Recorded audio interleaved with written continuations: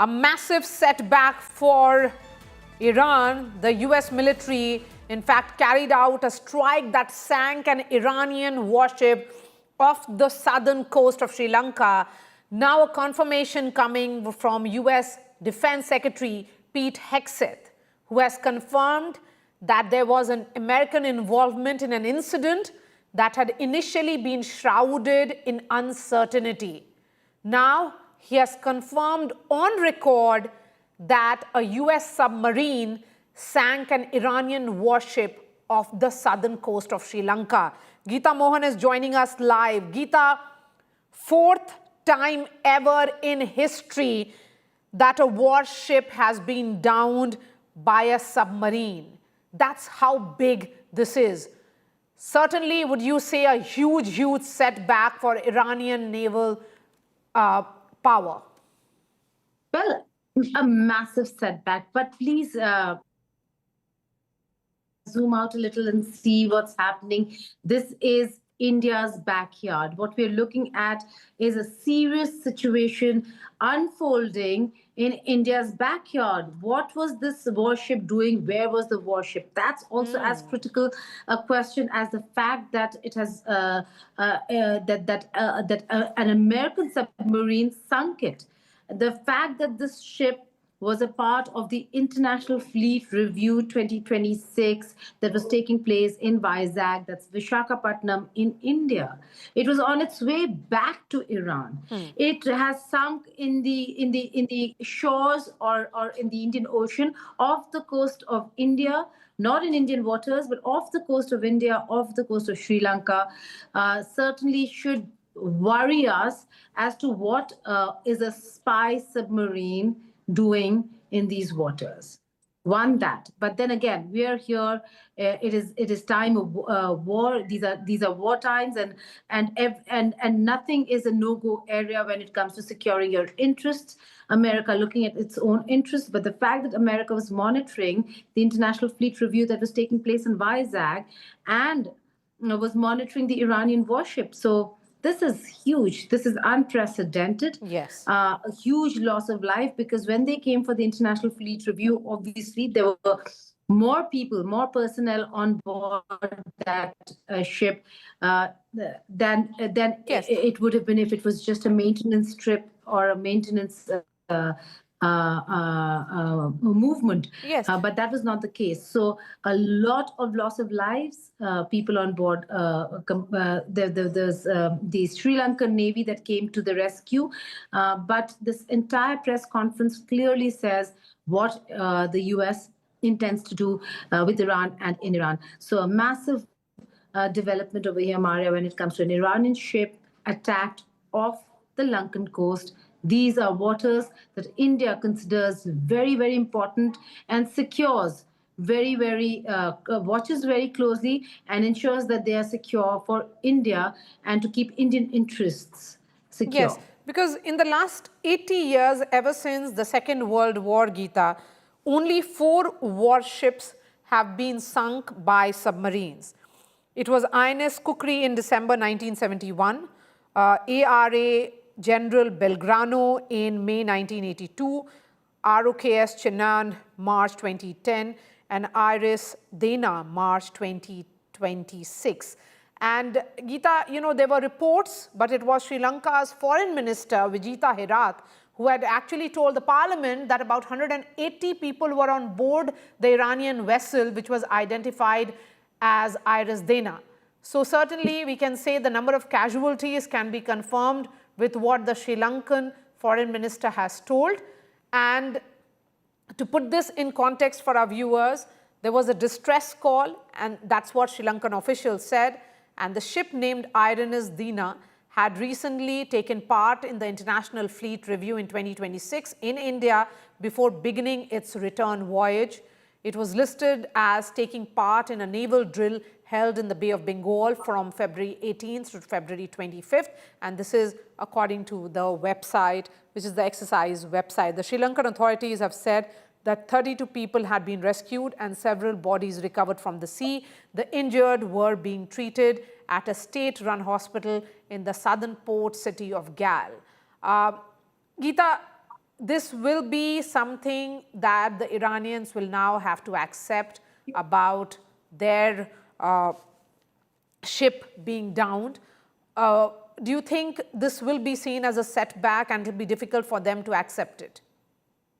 Absolutely. One, that. Secondly, they will be seeking and looking at their own partners in the region, particularly India, where the ship was, for that international fleet review as to what is it that they're going to do about the fact that their warship has been sunk by the Americans.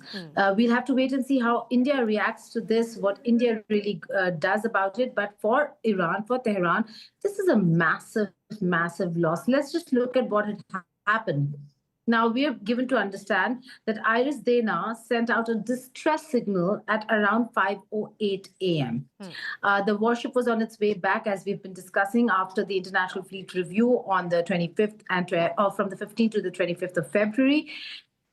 And when they encountered distress in the international waters of Galle coast in Sri Lanka, they certainly sent out signals, and it was the Sri Lankan Navy that came to the rescue. Initially, there were only reports of the ship having been sunk, and there were no confirmations as to who was involved or who would claim responsibility for such an act. But now the Americans have come out and very clearly have taken responsibility for having downed or sunk this warship.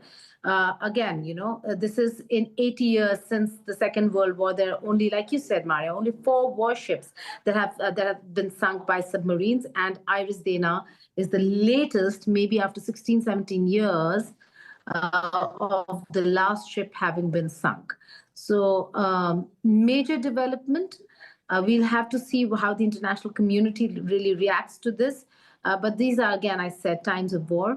They're going to do whatever they can to completely decimate the Iranian Navy, army, military, the force.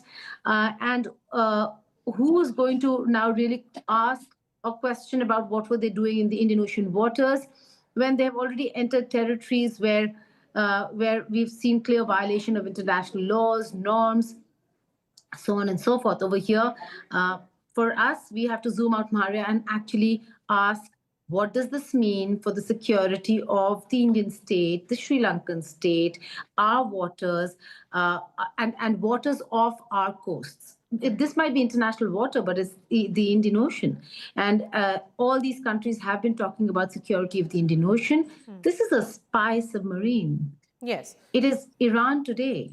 It could be anybody tomorrow. So there are massive questions because that would have to be asked. It was part of the operation itself. The Iranian ship was in fact part of Milan exercise that was being hosted by the Indian Navy. 2 weeks before the sinking, the Eastern Naval Command, Geeta, had in fact welcomed the Iranian vessel during its port call at Vishakhapatnam, and that's the reason perhaps why it was in waters close to the Indian territory. Sandeep Unithan is also joining us. In fact, Sri Lanka has confirmed that at least 80 on board the Iranian ship have been killed. Yes, Sandeep Unithan is joining us. Sandeep, how should this be seen? Day 5 of this war, and a major setback, something that we have seen last several decades ago. Well, Maria, a couple of points. Well, this is only the 4th sinking of a submarine after the Second World War. In the last 80 years, only 4 warships have been sunk by submarines.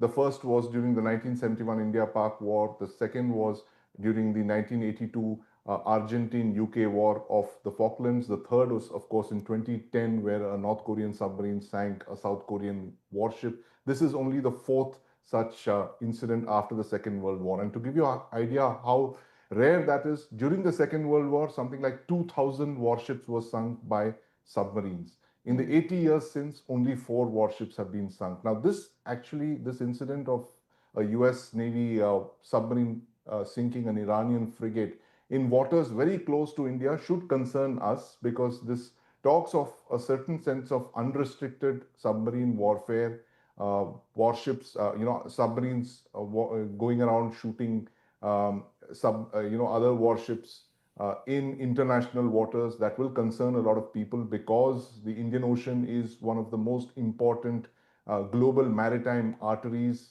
A majority, nearly 1/5 of global commerce, trade, energy uh, passes through the Indian Ocean region. So, maritime shipping shippers would be very concerned about this development. That is, clearly the United States expanding its theater of influence, theater of operations from the Persian Gulf all the way down to the Indian Ocean, which is more than 3,000 kilometers away from the conflict zone.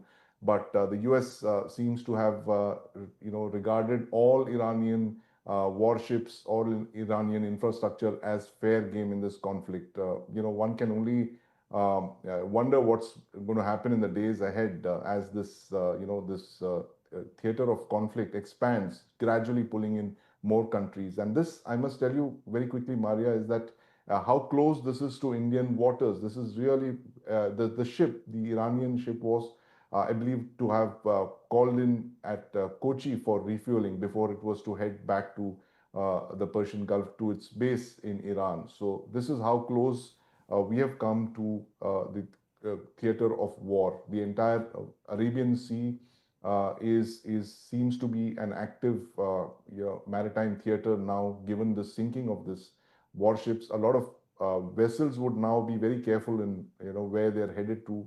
Certainly, vessels heading towards Iran would be very careful, and any vessels that are related to allied with Iranian interests, possibly the Chinese would be on very high alert as well, given the fact that there are multiple Chinese warships here as well. The Chinese have, they've been maintaining a maritime presence here since 2008. The anti-piracy patrols, that has been continuing without a break for the last nearly 2 decades now. So everybody would be on alert, watching out for this kind of, submarine activities. Because when submarines start appearing and start firing torpedoes in international waters, everybody gets concerned, Maria. Okay,